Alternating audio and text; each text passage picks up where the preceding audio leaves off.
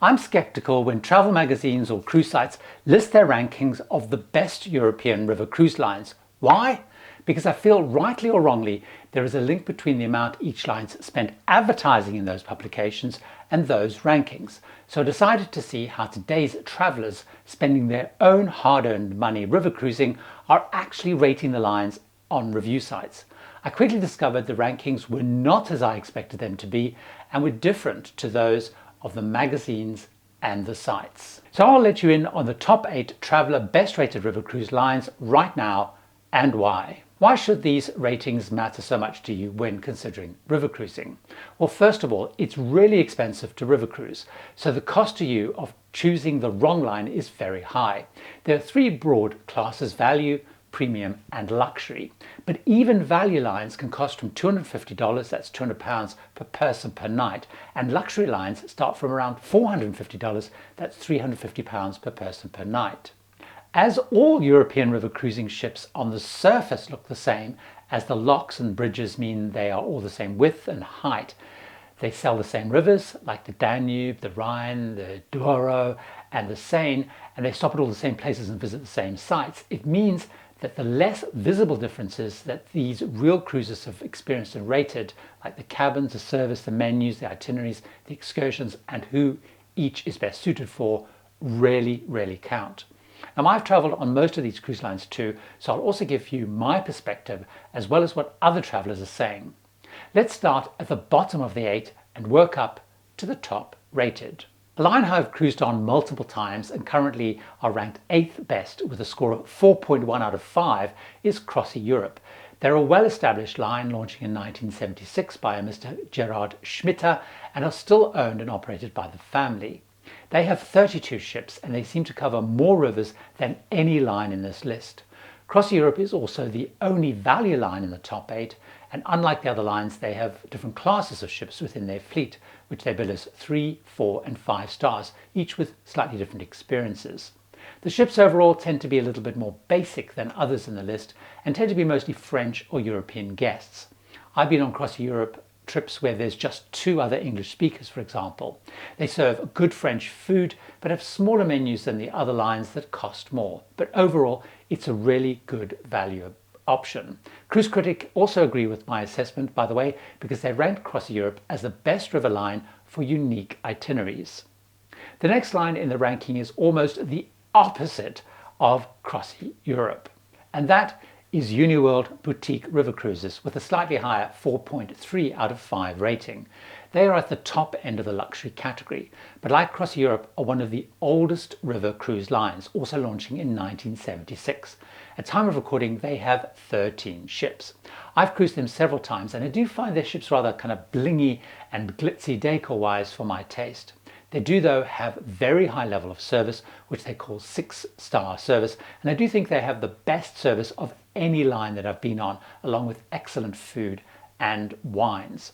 Next up is only one of 2 lines in the ranking that I've not cruised with yet, and that is Scenic River Cruises, that just missed out on being in the top 5 with a 4.4 out of 5 rating.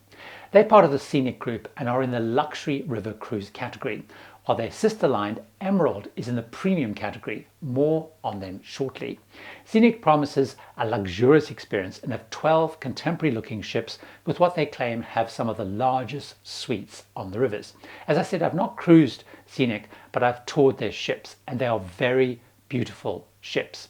Their sister line, though, just pips them in the ratings. Emerald River Cruises gets a strong 4.5 out of 5 rating. They're a smallish line with just 8 ships at the time of recording.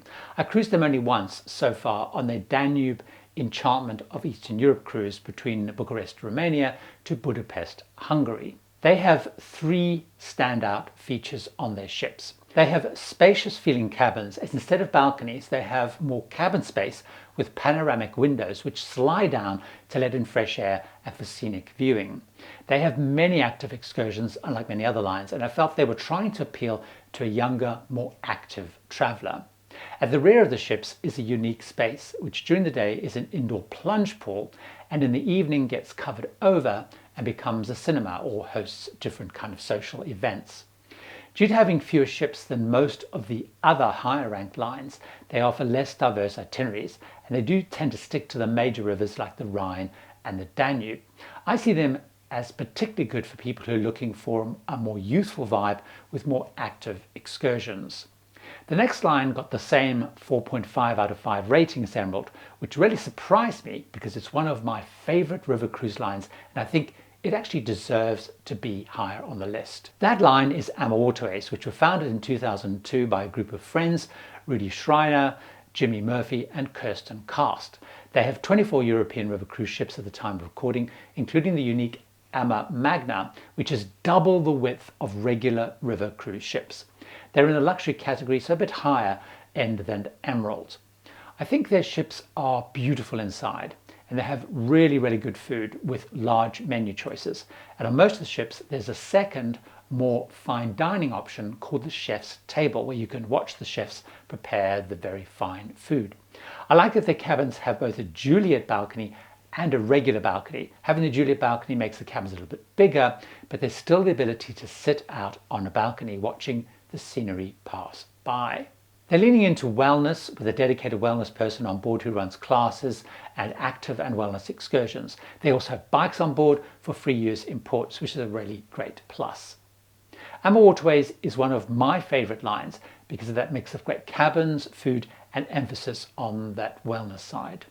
Cruise Critic, by the way, recently rated them as the best line for cuisine and best for range and choice of features on the AMA Magna.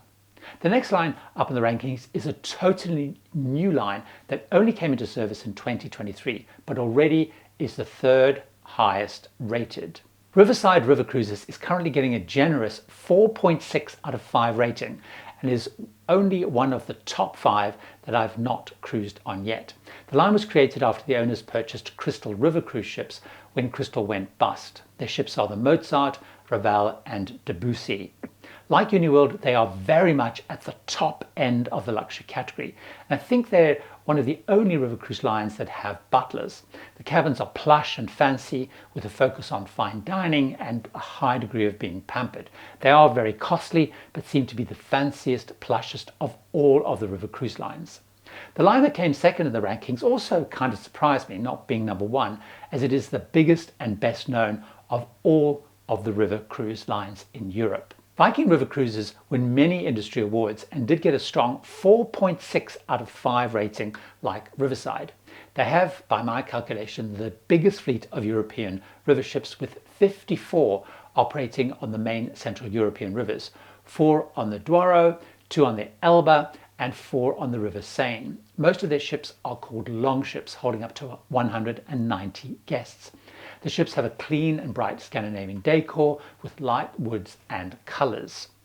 They are much more on the traditional side, so unlike, say, AMA Waterways, for example, they don't have a fitness centre or bicycles on board and tend to aim and attract a kind of a traditional and slightly older crowd. They are, by the way, the only of the lines on this list that currently you have to be 18 or over to cruise on. They cater probably better than most of the other cruise lines, I feel also though, for people with more limited mobility from what I could see.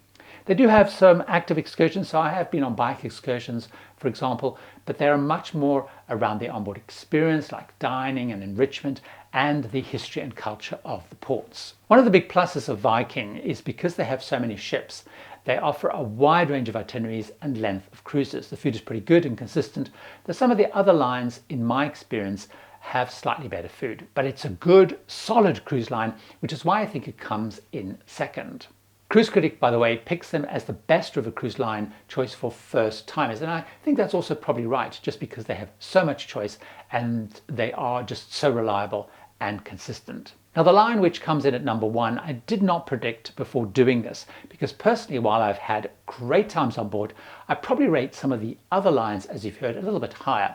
But most travelers clearly disagree with me on this one. With a massive rating of 4.7 out of 5, is Avalon Waterways. Avalon is part of the Globus Travel Group, which includes Globus and Cosmos escorted tour companies, and so they're really well connected in the ports for excursions and tour guides.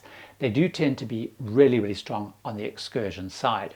They launched in 2004 and at the time of recording have 14 ships and are in the luxury category of river cruising.